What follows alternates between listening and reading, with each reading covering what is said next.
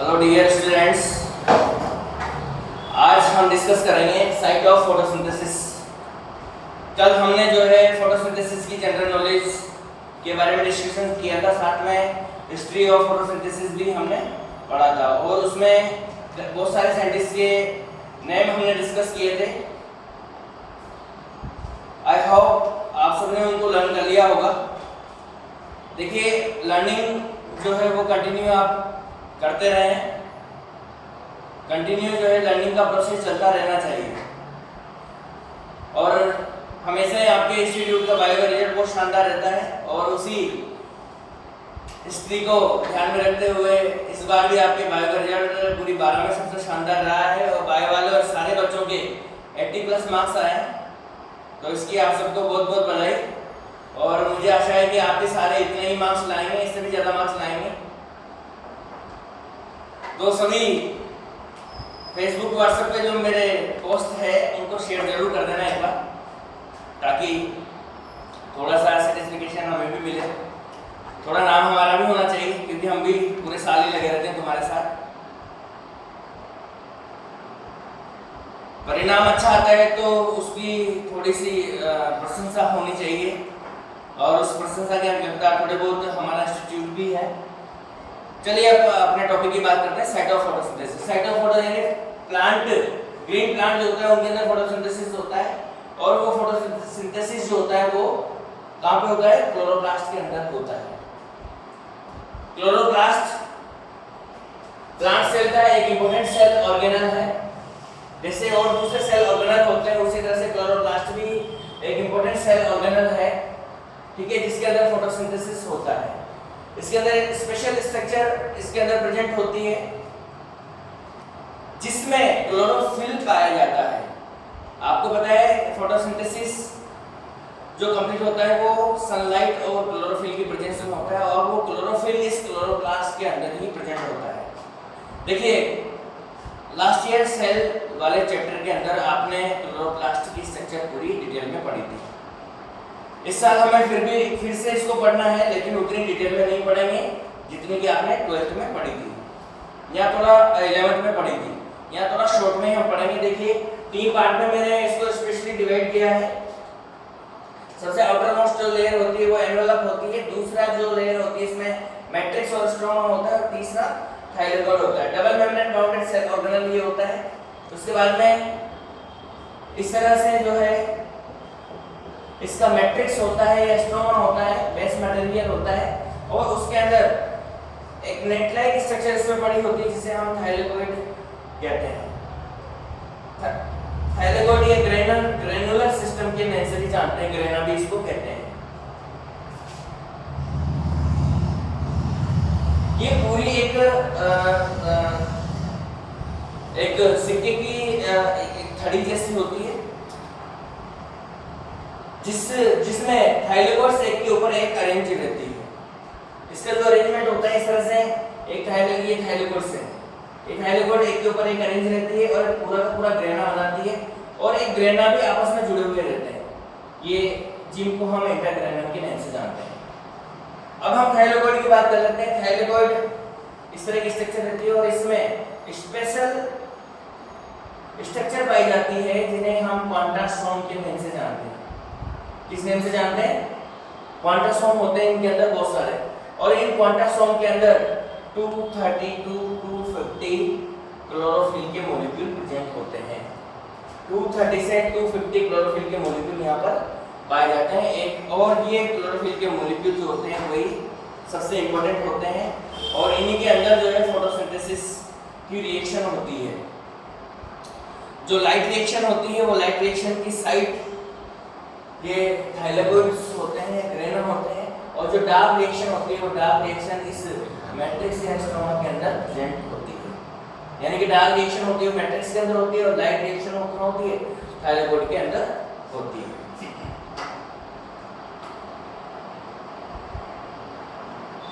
Chloroplast जो वैसे देखा जाए कि एक मेसोफिल सेल के अंदर जो है क्लोरोप्लास्ट प्रेजेंट होता है और एक मेसोफिल सेल के अंदर 20 to 40 क्लोरोप्लास्ट होते हैं। कितने होते हैं? 20 to 40 क्लोरोप्लास्ट इनके अंदर प्रेजेंट होते हैं।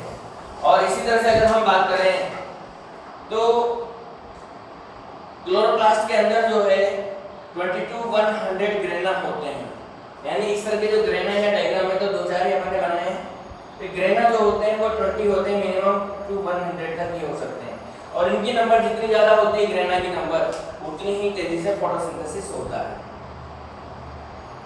क्वांटासोम बहुत इंपॉर्टेंट होता है फॉर इसके अंदर। ये क्वांटासोम जो होते हैं इनके अंदर स्पेशल पिगमेंट यहाँ पर प्रेजेंट होते हैं, और ये स्पेशल पिगमेंट बहुत सारे पिगमेंट्स आपस में मिलकर एक सिस्टम बनाते हैं, एक स्पेशल सिस्टम बनाते हैं जिसे लाइट हार्वेस्टिंग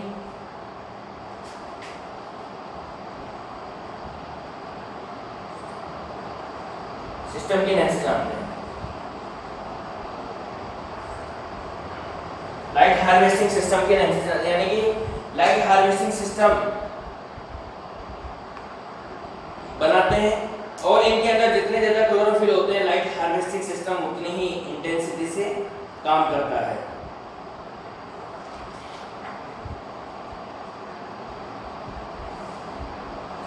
नॉर्मली ये लाइट हार्वेस्टिंग सिस्टम जो होता है वो लाइट की जो रेंज होती है, विजिबल लाइट होती है, जिसे 400 nm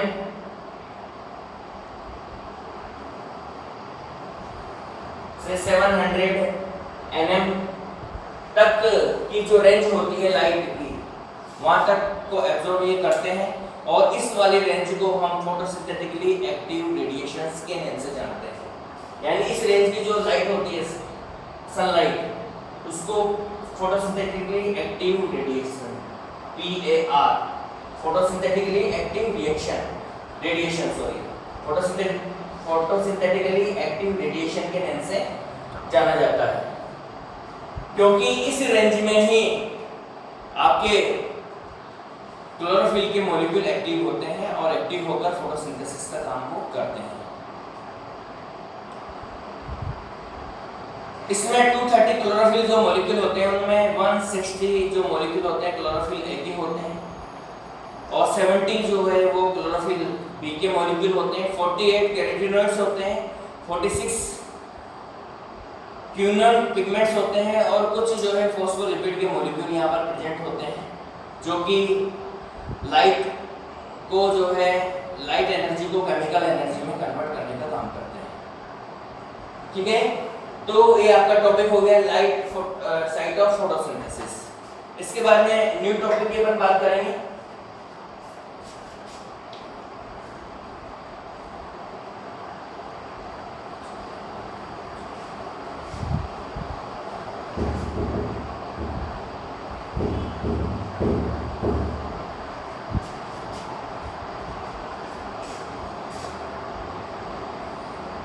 फोटोसिंथेटिक पिगमेंट्स।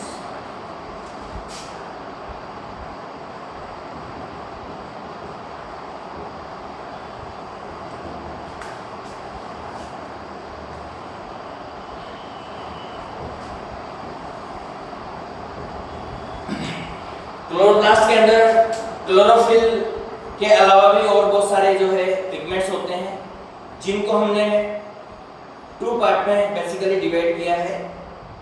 2 पार्ट में फर्स्ट आता है क्लोरोफिल,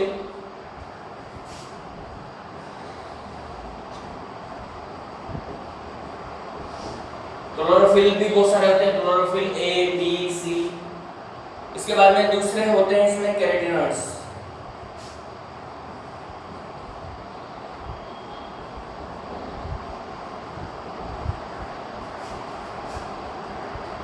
कैरोटीनॉइड्स को भी 2 पार्ट्स में डिवाइड किया है, कैरोटीन्स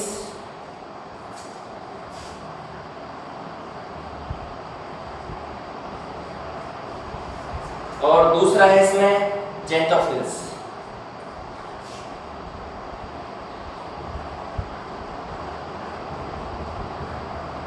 कैरोटीन्स एंड जेंटोफिल्स। सबसे पहले अपन बात करते हैं क्लोरोफिल। क्लोरोफिल सबसे प्रिंसिपल पिगमेंट होता है, सारे पिगमेंट में सबसे ज्यादा इंपॉर्टेंट होता है, और सबसे ज्यादा अमाउंट में जो है यही प्रेजेंट होता है इसके अंदर। सबसे ज्यादा अमाउंट में क्लोरोफिल ही प्रेजेंट होता है, इसलिए प्रिंसिपल पिगमेंट के नाम से भी इसको हम जानते हैं।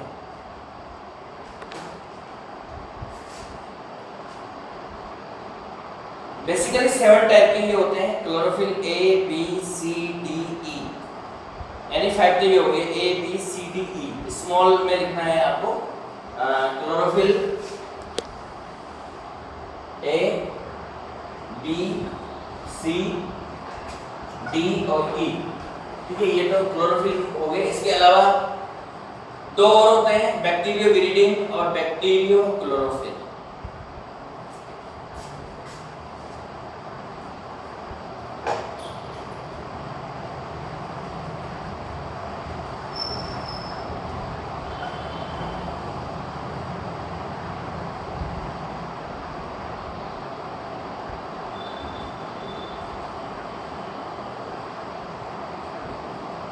बैक्टीरियोविरिडिन एंड बैक्टीरियो क्लोरोफिल भी इसके अंदर प्रेजेंट होते हैं।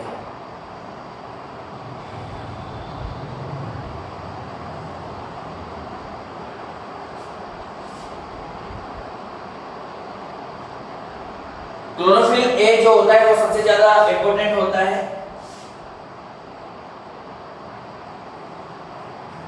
सबसे इंपॉर्टेंट होता है, और इसको जो है हम यूनिवर्सल क्लोरोफिल के नाम से भी जानते हैं।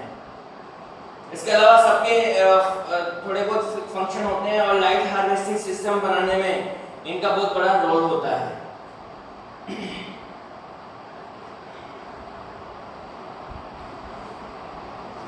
क्लोरोफिल बी जो होता है एसेसरी पिगमेंट की फॉर्म में ये काम करता है।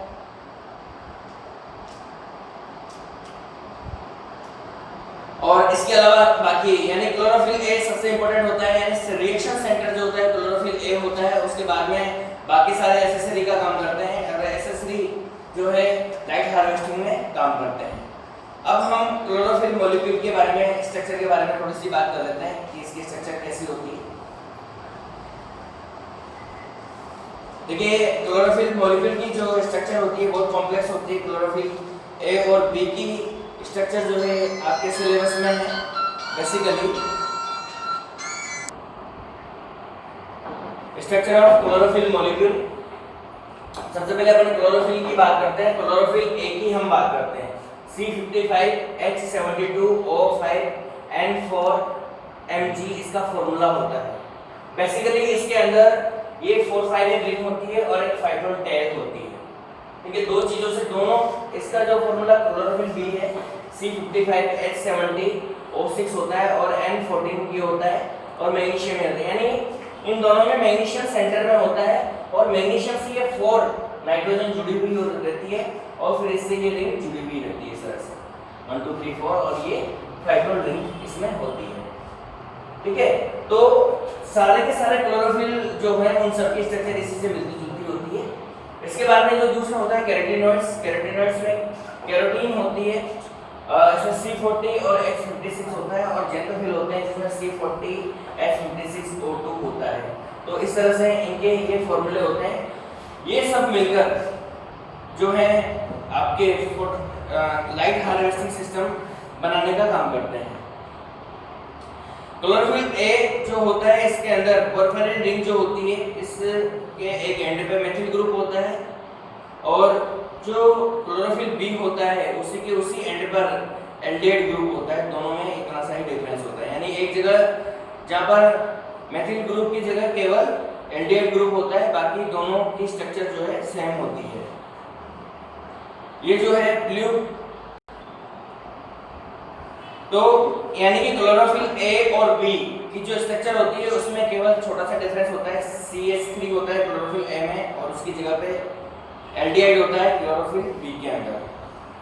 कैरोटीनॉइड्स एसेसरी पिगमेंट्स होते हैं, यानी क्लोरोफिल ए के जो रिएक्शन सेंटर होता है उसके साथ ये जुड़े हुए रहते हैं।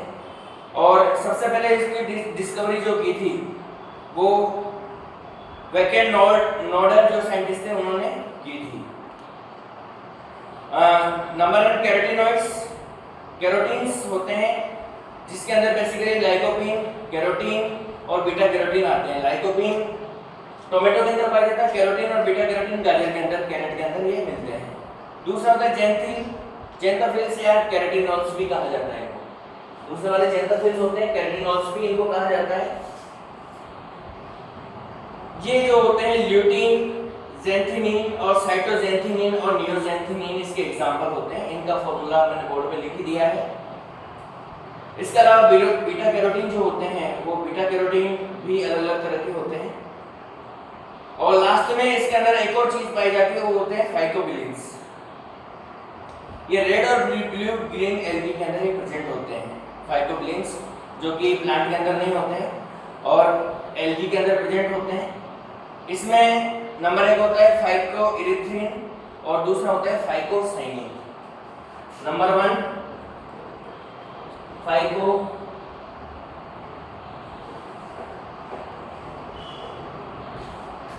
इरिथ्रिन और नंबर 2